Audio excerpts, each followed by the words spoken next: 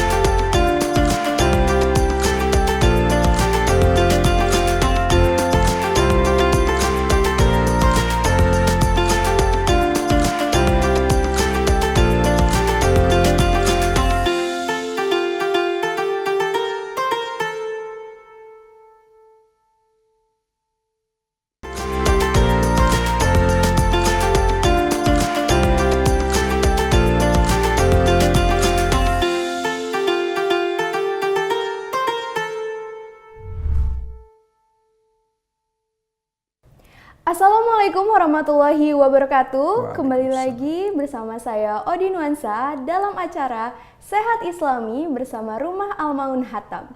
Di kesempatan kali ini kita akan berbincang lagi sahabat sehat bersama dengan Dr. Fidiansyah SPKJ MPH. Beliau adalah seorang dokter ahli utama dan Ketua Koordinator Pendidikan Pusat Kesehatan Jiwa Nasional RS Marzuki Mahadi Bogor. Assalamualaikum warahmatullahi wabarakatuh, dokter. Waalaikumsalam warahmatullahi wabarakatuh, Mbak Odi dan sahabat sehat yang dimuliakan Allah. Masya Allah, bagaimana dokter? Alhamdulillah, Mbak Odi juga kayaknya bebas dari stres nih hari ini nih. Kemarin kita sudah membahas gitu ya dokter, terkait kesehatan jiwa menurut perspektif Islam. Nah di kesempatan kali ini kita akan membahas terkait manajemen stres dalam perspektif Islam, dokter. Baik, dokter, berbicara tentang manajemen stres, apa yang dimaksud dengan stres dalam konteks kehidupan seorang muslim sih dokter? Ini dia yang sering Mbak Odi dan sahabat Islam dan sahabat sehat yang berbahagia, ya. Bahwa orang sering kalau ditanya, Mbak Odi lagi stres, sering orang denial, menyangkal. Enggak, aku lagi nggak stres, padahal tampangnya aja udah kelihatan gitu kan, tegang dan sebagainya. Karena salah persepsi tentang kata stres itu sendiri. Islam sekali lagi, pedoman yang 14 abad yang lalu sudah diturunkan sebagai jaminan bagi orang beriman untuk menjadikan rambu-rambu kehidupan. Dalam surat Al-Baqarah 155-156, Allah berbicara tentang stres, Mbak Odi dan sahabat sehat. Saya bacakan, A'udzubillahi minasyaitonirrajim.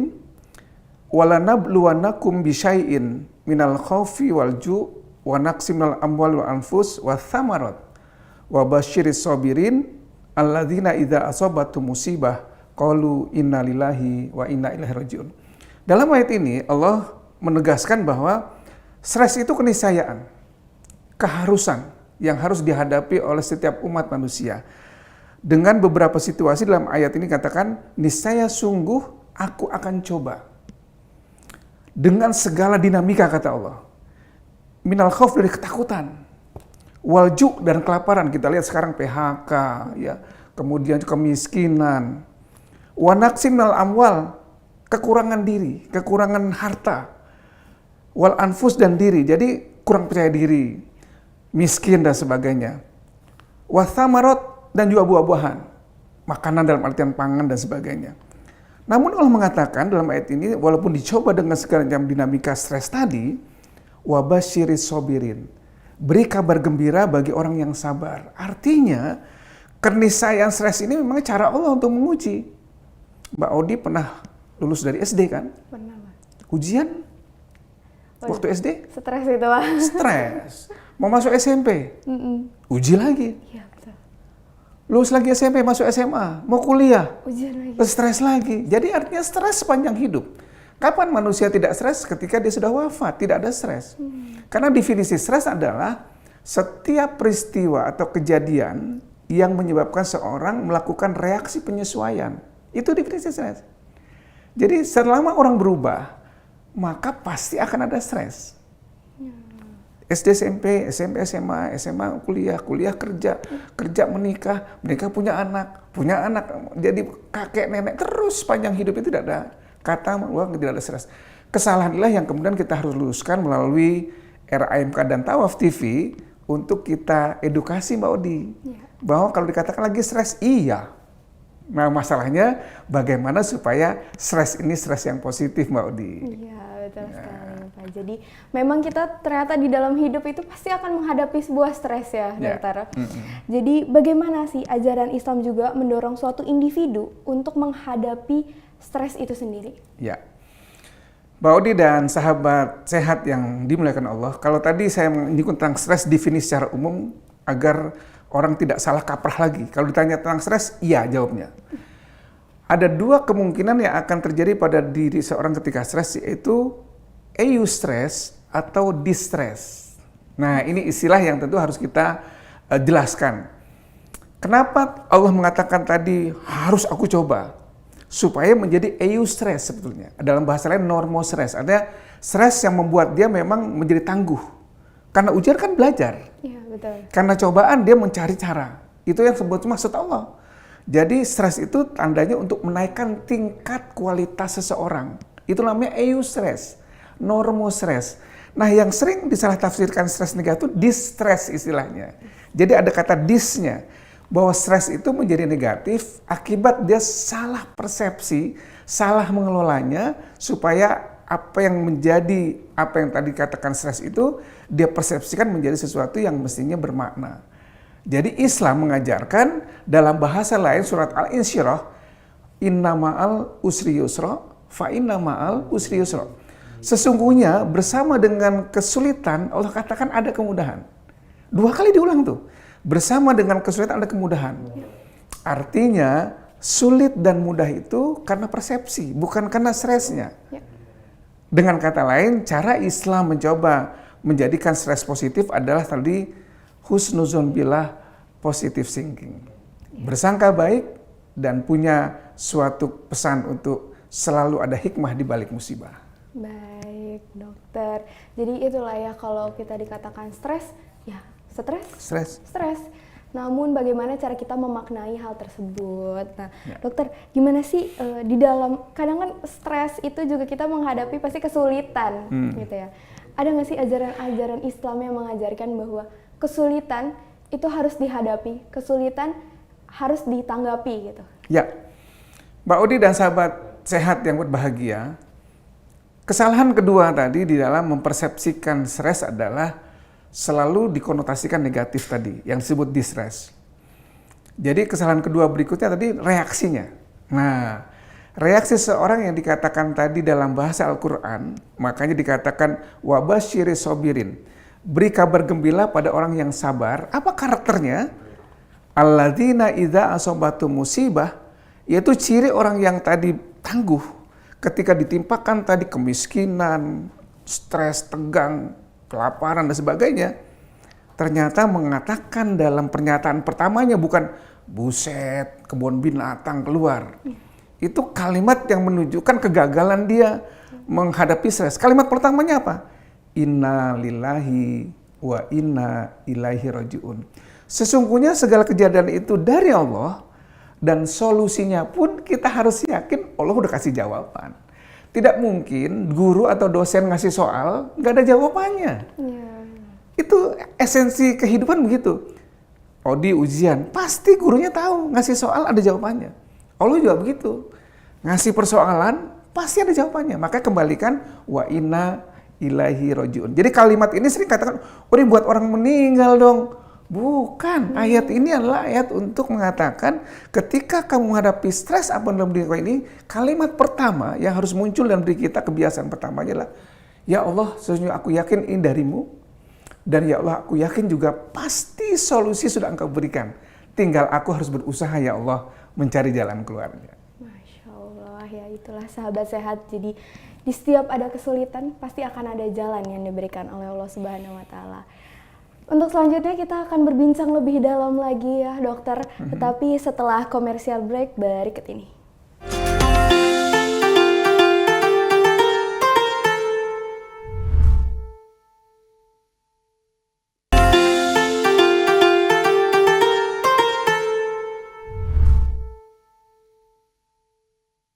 Baik sahabat sehat, kembali lagi bersama saya Odi Nuansa dengan Dr. Vidi. Tadi kita sudah berbincang-bincang terkait manajemen stres dan lain sebagainya ya dokter. Lalu ada pertanyaan dari saya yang saya khawatirkan dan saya juga rasakan gitu ya. Bagaimana sih cara mengelola emosi negatif yang kita miliki? Karena kan ketika kita stres, ketika kita memiliki beban, energi-energi ataupun sinergi-sinergi yang ada tuh pasti negatif gitu ya dokter. Bagaimana sih caranya menghadapi hal tersebut, meminimalisir hal tersebut berdasarkan prinsip-prinsip Islam? Ya, Mbak Odi dan sahabat Islam yang dirahmati Allah, apa yang tadi Mbak Odi tanyakan tentu memang merupakan kenyataan realitas hampir manusia pada umumnya. Sehingga memang ini akan menjadi sebuah cara yang tentu Allah tidak juga mendiamkan. Bagaimana caranya? Allah tunjukkan role model sebetulnya. Dalam artian, ada contoh-contoh yang pernah menghadapi stres, dan contoh-contoh itu dimulai daripada kenabian, sampai para sahabat, keluarganya, sampai pengikut-pengikutnya. Artinya role model ini ingin meyakinkan bahwa ada cara yang mereka sudah bisa jadikan sebuah metode untuk menjaga agar stres itu jangan kemudian dalam konteks yang tadi negatif.